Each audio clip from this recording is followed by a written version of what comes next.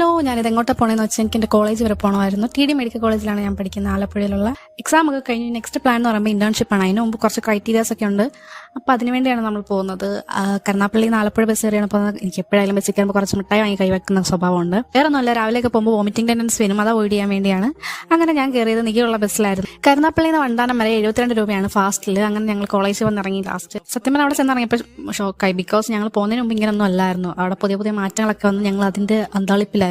അങ്ങനെ അത് കഴിഞ്ഞ് നേരെ ഹോസ്റ്റലിൽ ചെന്ന് അവിടെ സ്നേഹം എത്തിയിട്ടുണ്ടായിരുന്നു, ബാക്കിയുള്ളവർ പിന്നായിരുന്നു വന്നേ. അങ്ങനെ അവിടെ നിന്ന് നമ്മൾ റിക്വസ്റ്റ് ഒക്കെ എഴുതിക്കൊണ്ട് എല്ലാവരും എത്തി. നമ്മൾ അവിടെ നിന്ന് ഇറങ്ങി.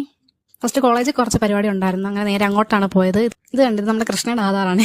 എന്റെയൊക്കെയാണെങ്കിൽ ഇതിലും മോശമാണ് സത്യം പറഞ്ഞാൽ. അവളൊക്കെ പിന്നെയും ഭേദമുണ്ട്. സ്നേഹ അവളെ ഭീഷണിപ്പെടുത്തുമായിരുന്നു അന്നത്തെ പോസ്റ്റ് ചെയ്യാൻ വേണ്ടി.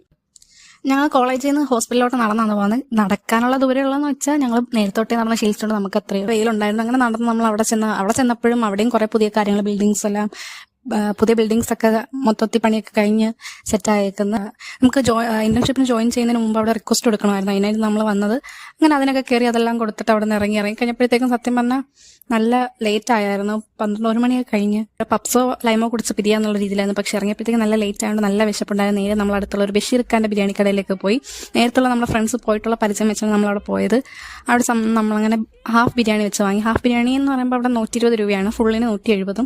അങ്ങനെ ചിക്കൻ ബിരിയാണിയൊക്കെ വാങ്ങി കഴിച്ച് ഈ ചൂടും കൂടെ ആയതുകൊണ്ട് അവിടെ നല്ലൊരു തണുത്ത മിനറൽ വാട്ടർ വാങ്ങി. സത്യം പറഞ്ഞാൽ ഏറ്റവും കൂടുതൽ ബിരിയാണിക്കാട്ടിലും കൂടുതൽ ഞാൻ വെള്ളമാണ് കുടിച്ചത്. അതുകൊണ്ട് ബിരിയാണി അധികം കഴിക്കാൻ പറ്റിയില്ല. പിന്നെ നമ്മൾ അവിടെ നിന്ന് ഇറങ്ങിയപ്പോഴും നമുക്ക് എല്ലാവർക്കും ബസ് കിട്ടി. ബസ്സിൽ കയറി കാണിച്ച ഏറ്റവും വലിയ മണ്ടത്തരം എന്ന് പറഞ്ഞത് ഈ ചൂട് ഇന്ന സമയത്ത് ഈ ബിരിയാണി കഴിച്ചുകൊണ്ട് ദാഹം ഒരു തരത്ത് സഹിക്കാൻ വയ്യ. നമുക്ക് അടുത്തടുത്ത് തന്നെ സീറ്റ് കിട്ടി.